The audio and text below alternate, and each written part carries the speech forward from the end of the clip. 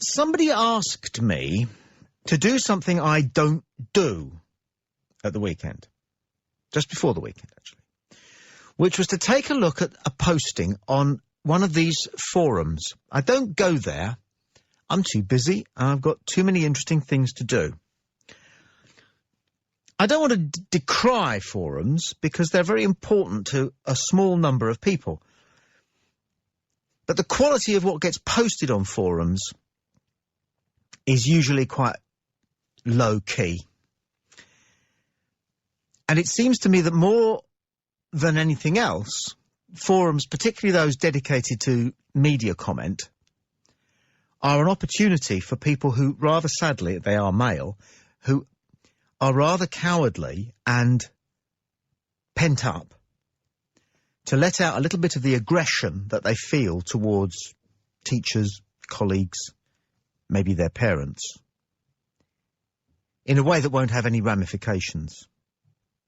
So people write rather casual, spiteful things about other human beings, and it seems to do them good. But why it does them good, I don't know. Because I'm a noble man, and I would never say something about somebody that was disparaging that I wouldn't or haven't already said to their face, kindly. And it seems to me that quite the opposite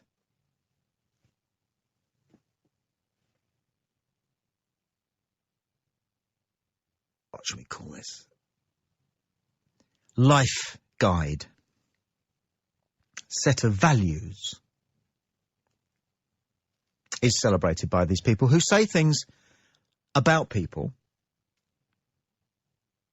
that you know that if they met them, they'd sort of go all pathetic and giggly. They have no courage. And I don't bother with them. I really don't bother with them, you know. However, somebody who found a posting about themselves and was a bit concerned about it asked me to have a quick look at it. And so I did. And I got back in touch with them and said, look, just don't read these things because it's just of no use. It's only a tiny handful of people. Each of these forums has got a tiny handful of little fellows who pickpock back to each other, back and forward to each other. I cannot see the point. You're reaching a group, it's not even a community. It's a little coterie. Sorry to be so eloquent. God, compared to some of these postings there, you know, I'm Oscar Wilde. And I can't see why people get involved. I can't see why they do it. I think it really does betray a mental history, a mental situation, a circumstance which is borderline schizophrenic. Speaking as somebody trained in psychiatry. It has all the tenets of a decline, the early stages of a decline, the solitude of it all, the bitterness, but the misjudgments, the crass and sometimes almost, one would think, deliberate misjudgments that they make about people. Now, each and every one of us have had this happen to us from time to time. But only on these little forums do you witness this the breathtakingly consistent and yet sometimes developing bitterness, resentment, jealousy, and a desire to somehow have an effect on the world, but to go no further than this most benign of actions, which is to peck away a little message on a screen. You know, if you're going to be, do. If you're going to exist, take action. To live is to do things. To exist is to take action.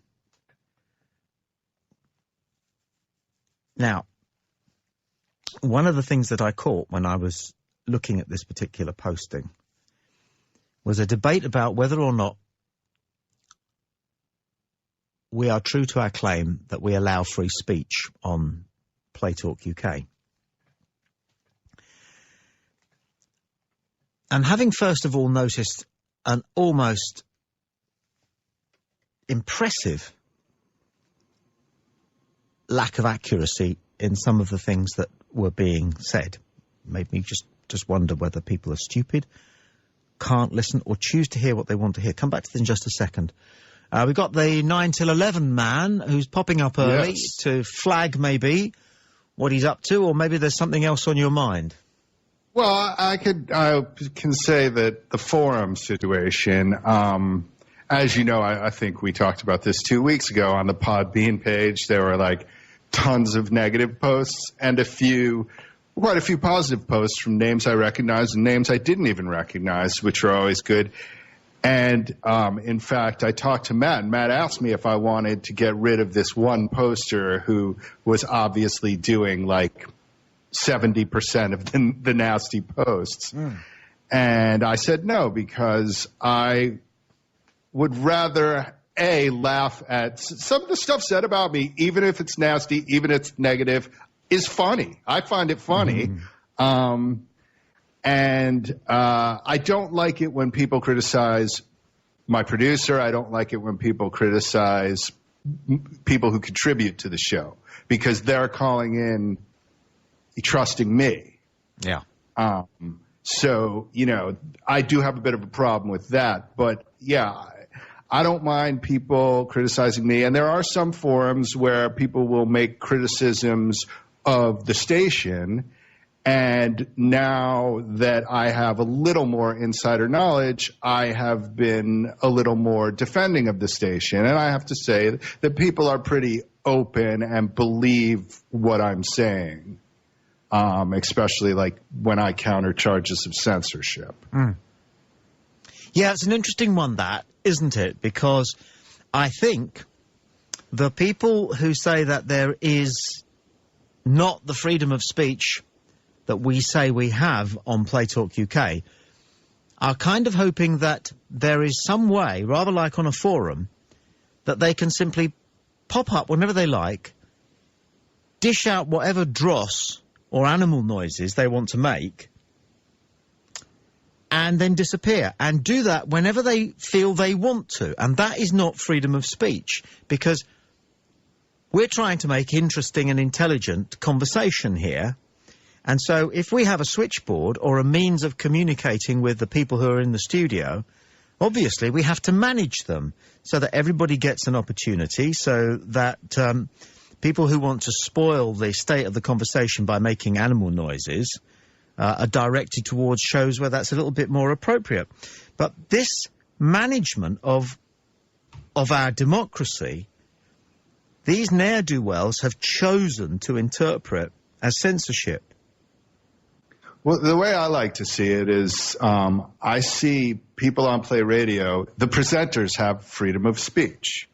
So if you like Simon Darby, you're going to love his show because he has the freedom to say whatever he wants. If you don't like Simon Darby, you might like my show because I have the freedom to say whatever I want. Well, and that's absolutely right, Steve. But I want to hear people ringing you up and arguing against you. And I want to hear people ringing up and arguing against Simon Darby. But people don't have the courage to ring up and argue against Simon Darby because they know that they'd be in for quite an interesting conversation and they might not win. And they don't have the balls to find out if they can do it or not. So, because they don't have the cojones, right, they'd rather construct this idea that they're being censored. And I want them to phone Simon Darby, and I want them to say what's on their mind, but they don't. And in order to square their own recognition of their own cowardice, they'll then jump on a forum and say, well, it's censored, because they screen his calls. And if you're a member of the BNP and you want to say how wonderful they are, you'll get through. But if you're not, you won't. Well, that's bollocks. Bollocks and bollocks again. What we have not had is any single person who is opposed to Simon Darby or the BNP or any views heard on his programme ringing up and saying so, because they're cowards. And if that's you're a coward. Yeah, you did. I nailed him pretty well. Maybe you did, maybe you didn't, but the point is you had the balls to try. And I want people ringing you up. I want the BNP ringing you up. I want people with all sorts of views that are opposed to what you have to say, Steve. I want to hear them ringing up and trying it on with you. Yeah, they haven't yet. It's no, weird. They're frightened of you. They're just as frightened of you as Pinkos are frightened of Simon Darby. Well, you know, I mean, it's, you know, some people think that they can't speak well, and some people, you know, they don't understand that there's just a few of us who are actively contributing. Yeah, but if you've got no... If you can't speak, if you don't think you can speak, if you've got no argument, all right, at least have the guts to try. But don't have the jaundiced, self-deceptive policy of not trying and then say that the reason, not that you didn't try, it was that you weren't allowed to. You know, you got to knock, if you're going to knock a policeman's hat off, knock a fucking policeman's hat off. Don't say that you weren't allowed to. I have to admit that is sort of one of the issues I had with Simon. Is like when we first talked about him having a show, you said, well, wouldn't it be great to have someone who is near the knuckle? And then he turns out to be, no, I'm the least racist guy in the world. He's there to be shot at. You're there to be shot at. I'm here to be shot at. And I want the people who are having a pop at us, these people who are doing it from the comfort, the cowards who are doing it from the comfort of these forums, who say unpleasant things, not so much about me, but about some of the people who work on Play Talk UK. They're wankers. Every single one of them. Every single contributor on these forums are wankers. Wankers, wankers. There is something to be said for criticism, I think. But there's no way of doing it. That's not... Criticise to the face the person you want to criticise.